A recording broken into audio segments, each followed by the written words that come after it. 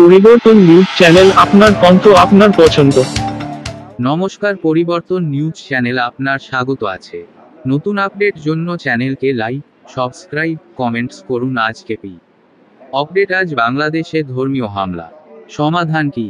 ভারত বাংলাদেশ হিন্দু স্বদেশ বিতর্ক ব্যাখ্যা করা হয়েছে। মুসলিম জনসংখ্যা বৃদ্ধির উদ্বেগ, বাংলাদেশ হিন্দু হোমল্যান্ড ইস্যু, মুসলিম জনসংখ্যা বৃদ্ধি বিতর্ক, সংবাদ সম্মেলন।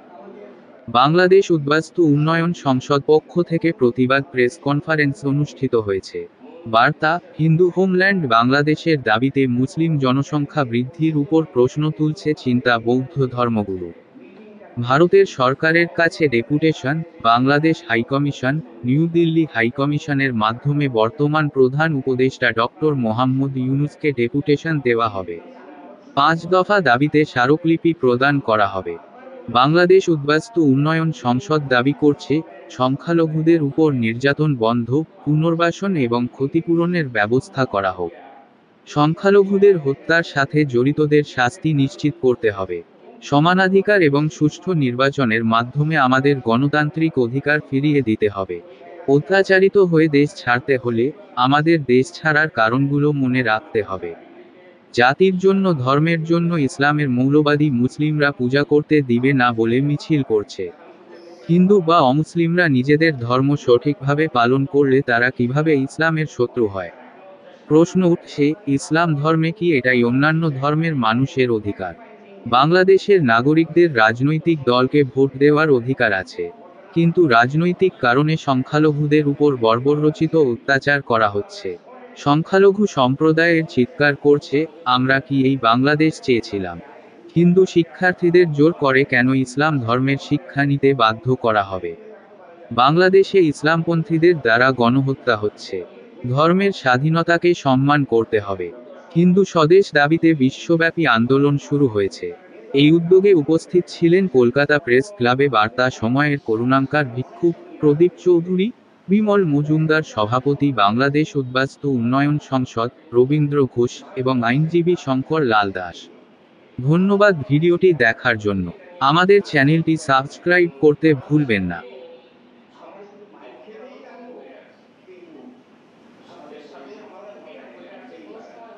এই যে এখানে যে সংগঠনটা আছে বাংলাদেশ উদ্বাস্তু উন্নয়ন সংসদ, আই অ্যাপ্রিশিয়েট, নো ডাউট, আমি অ্যাপ্রিশিয়েট করি। উনি বলেছেন, চেষ্টা করে যাচ্ছেন, সেটা আমি ওইও বলেছি। আমার অভিজ্ঞতা, আমি 17 থেকে 18 বার মার খেয়েছি এজ এ ফ্রিডম ফাইটার। আমি দেশের জন্য লড়াই করেছি, আমি জীবিকা করেছি। এখন আপনারা এখানে বসে এই সংগঠনগুলো করে যদি সংখ্যালঘুদের কিছু একটা করতে পারেন, আমরা এটা করেছি। তো আমরা যেটা দেখেছি 1230টা ঘটনা, এর মধ্যে মহিলাদের উপর অত্যাচার, রেপ, ধর্ষণ এবং চলেই যাচ্ছে, এবং সেটা কোনো প্রতিবাদ। 1947 সালে ভারত নামক দেশটি ভাগ হয়েছিল বাংলা ভাগ করার কারণে। যদি ব্রিটিশের দাবি ছিল, যদি তোমরা বাংলা ভাগ মেনে নাও তবেই তোমাদের ভারত ভাগ হবে, তথাকথিত স্বাধীনতা।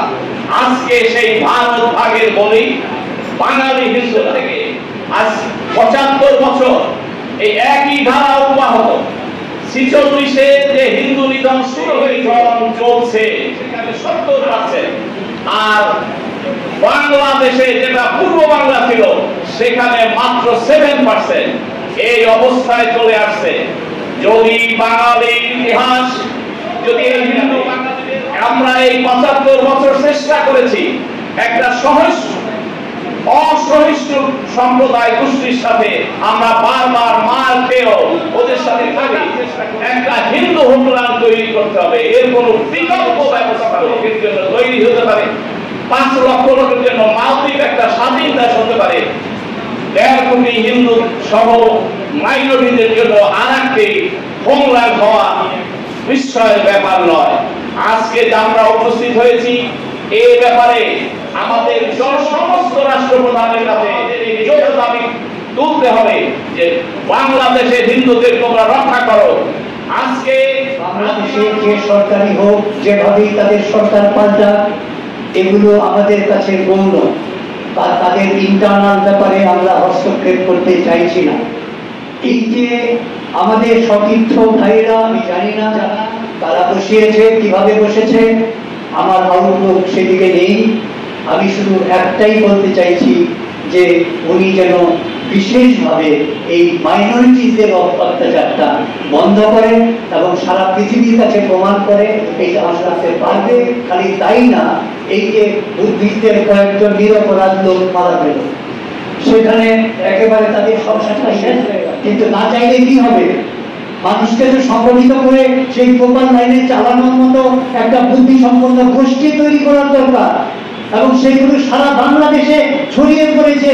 যে বিস্তার ঘটেছে এই অপসংস্কৃতি, সেই মৌলবাদী এই সরকারের আন্ডারে থেকে যারা আজকে পরবর্তী সময়ে একটা ডেমনস্ট্রেশন দিয়ে সেটা উল্লেখ করে তাদের কাছে আমরা দাবি জানাবো। এটা প্রথম হচ্ছে যে সারা পৃথিবীতে এই ধরনের, আপনি প্রথমে তো বললেন যে ওদের হিজাব করার ব্যাপারটা প্রতি দেশেই যখনই এইসব ধরনের দাবি ওঠে সাথে সাথে সেই গভর্নমেন্ট প্রোটেস্ট করে, সাথে সাথে সেই গভর্নমেন্ট সেগুলোকে বন্ধ করার জন্য চেষ্টা করে, কর্তৃপক্ষ নোটিশ দিয়ে দেয়, কলেজগুলিতে স্কুলগুলিতে সাথে সাথে একটা অন্তত সার্কুলার করে বলে দেওয়া হয় যে এটা চলতে পারে না। এরকম সরকারের বিরোধিতা করে সারা পৃথিবীতে এগুলো মেনটেন করা হয়, সেখানে কোনো প্রতিকার হয় না, সেখানে কোনো আইনত পদক্ষেপ হয় না। যে দেশে আইনের শাসন আছে, যে দেশে আইন আছে, সেই সরকারের প্রতি বলছি। প্রতি দেশে কিছু ক্রিমিনাল থাকে, কিছু মৌলবাদী থাকে, কিছু দুষ্কৃতিকারী থাকে, তাদেরকে আমরা সব আর উনি তো বললেনই ওনাদের কাহিনী, এবং মাইনরিটিস বানিয়ে ছেড়ে দিয়েছে, মাইক্রোস্কোপিক মাইনরিটিস। শুনেন, তাদের কাহিনী বলতে হয়। আমরা বলছি যে এখন যে দেশের রাষ্ট্রীয় ধর্ম ইসলামিক হিসাবে ঘোষণা করা হয় সেই দেশ ইসলামিক, এটাতে কোনো দ্বিধাদ্বন্দ্ব নাই। কিন্তু যেটা হয়েছে সেটা যেতে চাইছিলাম না, হাসিনার সময় থেকে পাল্টেছে, যেখানে ওয়ে জায়গায় উজু করা, তারপরে আজান দেয়া, এইগুলো শিখিয়েছে, এবং যেগুলো আগের সময় কোনো সিলেবাসে রাখেনি। নন মুসলিমদের সেখানে কোনো জায়গা নেই, থাকতে পারে না, আমাদের গণতান্ত্রিক দাবি অধিকার অন্য অংশ, সেটাকে আমি অন্য বিশ্লেষণ করবো। আপনি যেহেতু বাংলাদেশের কথা জিজ্ঞেস করলেন, বাংলাদেশটা এরকম একটা দেশ যে দেশে হিন্দুরা একসময়, আমি ডমিনেট কথাটাই বলছি, ডমিনেট করতো, তা এই ডমিনেশনটা কাটিয়ে ওঠে কেন? যেটা বলছেন আপনি, এই যে ওদের জেলাটার কথাই শুরু করছি আজকে, এই জেলাটা 98% ছিল এই 5টা সম্প্রদায়ের এথনিক গ্রুপের তারা সংখ্যাগরিষ্ঠ। আজকে কেন তারা 40% 42% আসে, এবং সেটা নিশ্চিন্ন হয়ে যাবে অকালে। সুতরাং এই আমার ঠাকুরদা তারও জন্ম বাংলাদেশে। হ্যাঁ, আজকে আমি এখানে এসে কি করি, সেটা আমি কেন এসেছি যাবো। এখন আপাতত আমরা বিদেশ সরকারের কাছে মেমোরেন্ডাম দিচ্ছি, তারপর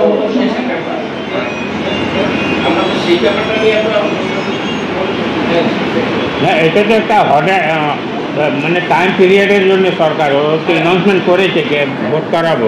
ঠিক আছে, এটা টেম্পোরারি, কিন্তু টেম্পোরারি হলেও তারা কনস্টিটিউশন চেঞ্জ করারও প্রোগ্রাম দিয়েছে। কনস্টিটিউশন প্রোগ্রাম করার জন্য যে এগিয়ে যেতে পারে যে সরকার is enough to take at least this situation which is very roughly doing for a minority community. এটা সাধারণ প্রোগ্রাম আছে। এইগুলো কেটে নিতে চায়, ইউটিউবে আপনারা সবসময় দেখেন। তো এই সুতরাং এইটা যেভাবে আছে থাকতে দিন, কখন কি দাঁড়ায় সেটা তখন তারা সেভাবে দেখবে। কারণ একটা গ্রুপ যখন দেয়ালে দিক থেকে যায় তখন তারা কি করবে আমরা নিজেরাও জানি। হ্যাঁ, সুতরাং আমাদের কাছে তো আপনাকে বললাম, এই সংগঠনের পর থেকে আমরা দুটো গ্রুপ অফ পপুলেশনকে টার্গেট করি। একটা হচ্ছে এসেছে বাংলাদেশ বাস্তু উন্নয়ন সংসদ বলে একটা সংগঠন দাঁড়িয়েছে, তাদের এক সময়ে হাজার তাদের কারণ নানান রাজনীতিক টানাপোড়েনে এরা হয়তো কিছুটা পিছু হচ্ছে, এখন আবার সামনে ফুটিয়ে পড়ে, এবং সেইটাও ভুলে যাওয়া যায় না। এই হচ্ছে একটা গ্রুপ। আর আরেকটা গ্রুপ হচ্ছে আরেকটা গ্রুপ হচ্ছে ওইখানে থাকা হিন্দুদের পপুলেশন, অনেকেরই এখনো আত্মীয় স্বজন রয়েছে।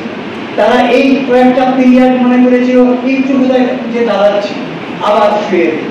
তারপরে তাদের নিজস্ব যে বিশ্বাস, তারা নিজস্ব যে ধর্ম, যেসব নিয়ম, কোনো কিছুই তারা করে উঠতে পারেন।